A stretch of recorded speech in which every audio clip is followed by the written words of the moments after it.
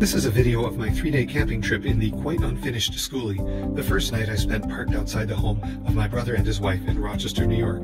Then I stayed 2 nights near Ithaca in the Robert H. Treman State Park, which you'll hear me mispronounce. I'm in Ithaca for my niece's graduation party.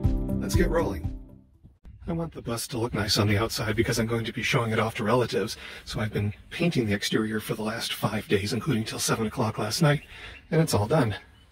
I have also absurdly overpacked, both in the underslung toolboxes and inside. There's just so many things I want to try while I'm away, and I'm going to be climbing the learning curve for sure.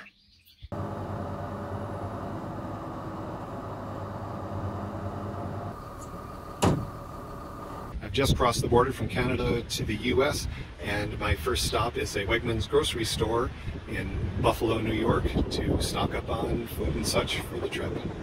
The Wegmans chain started long ago in Rochester, New York, my hometown, and is quite popular.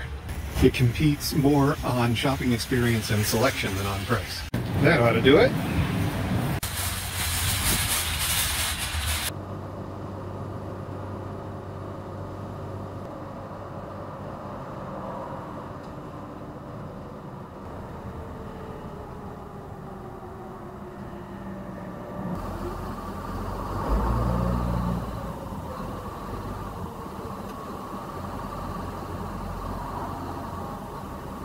I'm at a Sunoco rest stop.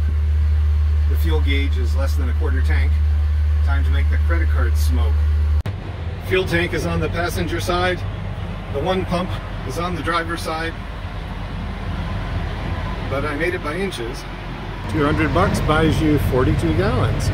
On the plus side, that buried the needle. The tank is full. I have arrived at the home of my brother and his wife. An uneventful trip. It's after 9. I've had a lovely dinner with family in their house. They've gone to bed. I'm settling in the Skoolie. One of the reasons I'm undertaking this trip with the Skoolie instead of just a car and hotels is that I want to garner experience in anticipation of an 11-day trip with a buddy to the Skoolie meetup in the Upper Peninsula of Michigan. So here are some experiences and observations so far. I drove a screw into my hand. I've cleaned it and put polysporin and a bandage on it, and fingers crossed that it'll be fine. Didn't hit a tendon or a bone or anything, but it makes me think how you manage medical emergencies on the road in a Skoolie. Another observation is that window coverings rock. There are houses all around me, and I have some privacy, which is just great. The air mattress that I'll be using for this 3-day trip seems to be losing air at an alarming rate.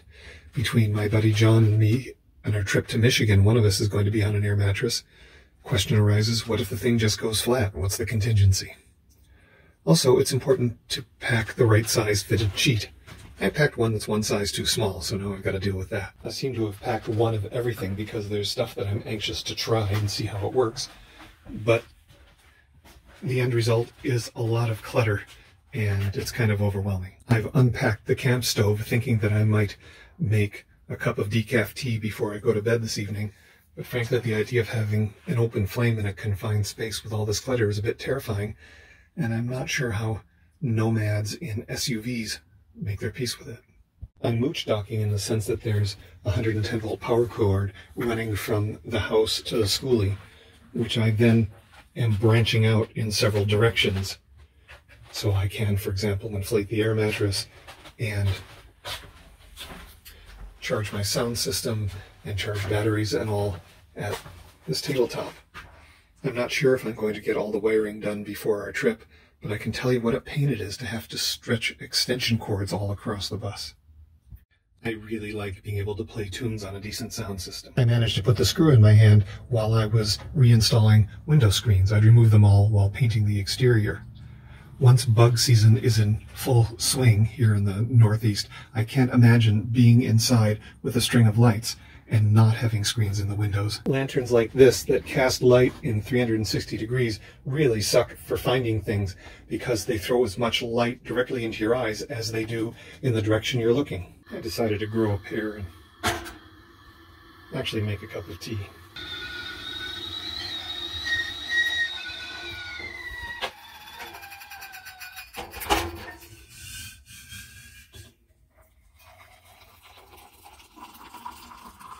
We're off to Robert H. Treman State Park near Ithaca, New York. And look at me remembering to unplug the cord before driving away.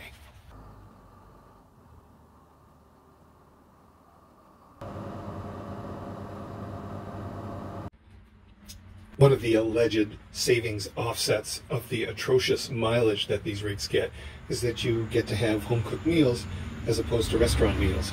I give you ham and cheese sandwich with potato salad, courtesy of the Wegmans run yesterday.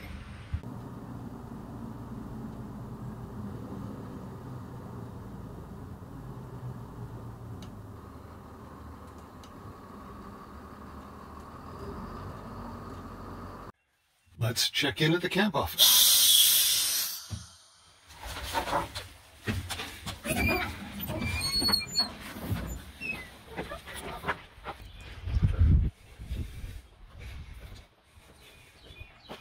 I'm all checked in, campsite 007. I've got my bag of approved firewood. Approved meaning kiln dried to fry any little wee beasties that might be living there.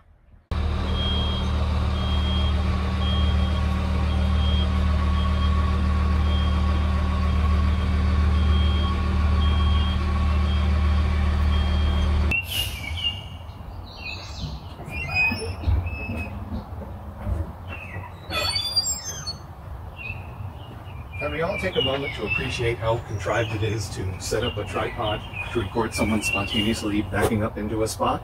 A lot of firsts for me, including the first time plugging any of these into one of these. That's encouraging. According to this decoder list, these two yellow lights mean everything's wired up fine. Next, I find out if the cable I bought is long enough to reach the Skoolie. I can inch the Skoolie over by a few feet if need be. We've got a little to spare. The 30 amp input for the Skoolie is the same one that is used for the generator. Easy peasy. Goes from here to the interior of the bus. What I didn't do was design a path big enough for this honking thing to go through so that the door could be shut against the elements. And now there is a path that'll allow the door to close. This member isn't structural, if I recall correctly. There are a lot of things I don't recall correctly. This is the Pavilion model screen tent by Clam. I bought it a while ago, but I've never set it up. I've watched a number of videos on the topic. You get to see whether that helps.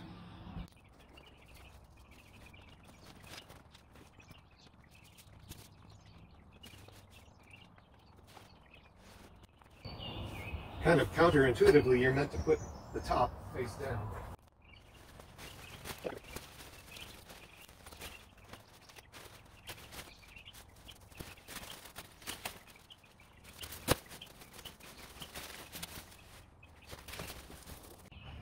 Here's the front of it.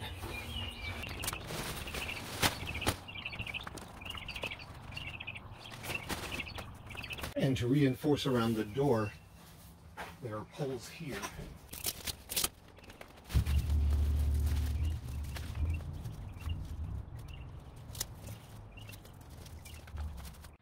And that's it. The thing's friggin' huge. About 12 feet from side to side, and loads of headroom. And no, I don't need that much space, but I wanted to get a model that included the roll-down fabric covers for the screens so that this space could be used in the cooler shoulder seasons. And these fabric covers are standard with the Pavilion. Amongst other things, it can engulf a whole picnic table.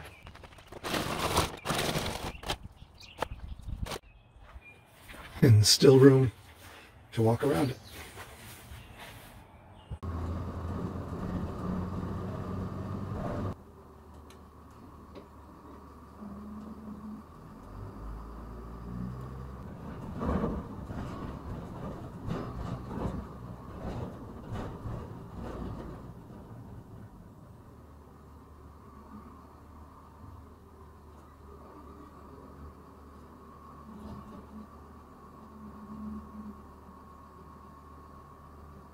was really quite doubtful about whether I would find parking for this family gathering, but this is the street it's on, just a block from here, on street parking. I'm back from my niece's graduation party. I left early enough that I wasn't backing into this space in the pitch black. I'm going to reconnect power, but in a bit of an odd way. In addition to connecting to the 30 amp outlet, I'm also going to connect to what I take to be the 20 amp one. That way I can have power through two separate circuits going into the interior of the bus. The reason for running two lines from the post is so that I can have this space heater on one of them and not worry about having enough current left for the other loads I'm plugging in. I'm losing the light, but I wanted the chance to cook something on my fan-boosted, Bluetooth-controlled BioLite FirePit. Leaving nothing to chance, I'm using both accumulated waste paper and these fire starters, and the fan on medium. At the highest speed, I find the sound of the fan a little bit annoying, but it's clear the effect that it has on the flame. It's also meant to cut down on the smoke-in-your-face syndrome. Positioned just inside the door at Wegmans, these cheddar cheese and uncured bacon beef patties were an impulse buy. I'm going to cook one now. Never pass up an opportunity to make the activities of daily living exponentially harder than they are at home.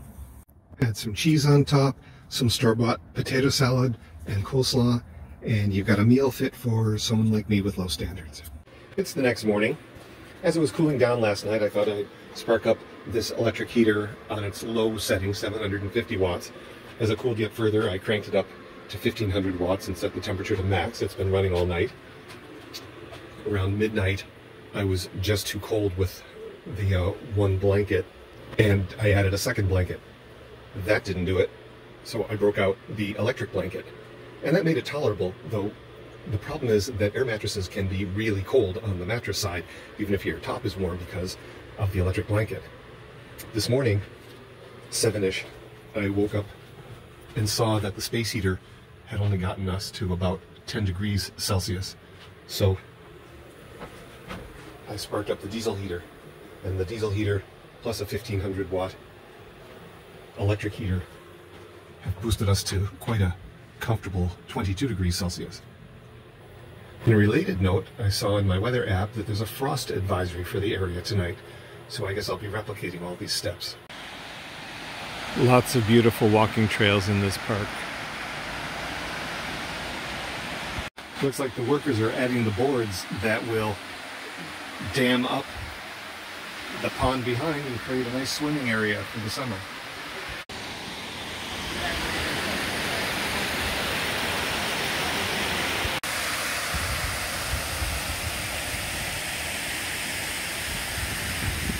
This will be filled with swimmers in a couple months. My brother-in-law was kind enough to take me out for breakfast this morning, so to run off supplies, I'm having breakfast for lunch. This is a toaster you need to keep your eye on. I say it with no little surprise in my voice, but that actually seems to have come out okay. I invited my sister to join me for barbecue after she gets off work, so it's off to the local Wegmans in Ithaca. That ought to do it. A couple of steaks, some mushrooms, salad in a bag, some rosemary buns, an additional sharp knife. And I'd like one each of these. How's that for fake it till you make it? Yesterday, the campground workers added some boards to this dam and have recreated the swimming hole for the season. Based on the boards remaining, I'm guessing the water level may go higher. There's one more thing I want to check out with regard to the Clam Pavilion screen tent. To keep it stable in the wind, you can stake it down here, and you can tie guy ropes to these points to stake it down that way. The Clam screen tents are really well reviewed, but users note that if strong enough winds do come up, then the center will push down. And a suggested fix is to put a pole in the middle to keep it from doing that.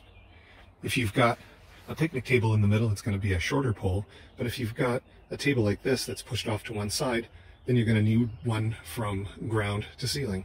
This galvanized pole was only 20 bucks Canadian at Home Depot, and I've added to it a 3D printed attachment that will accept the stand for a StarLink antenna. I happen to have this massive cast iron umbrella stand, and it's a perfect fit for the pole. The idea is that when I get to the Skoolie meetup in the Michigan Upper Peninsula, I can plunk the StarLink antenna on it, use the EcoFlow power bank to power it, and share internet access with others there in a common area. I wanted to see if that pole and stand could do double duty and help hold up the screen tent when it's not in use holding up an antenna. That seems close enough. There may even be an opportunity to hang lights off the pole. I'm all packed up and ready to head home. This has been fun, and more importantly, I've learned a lot.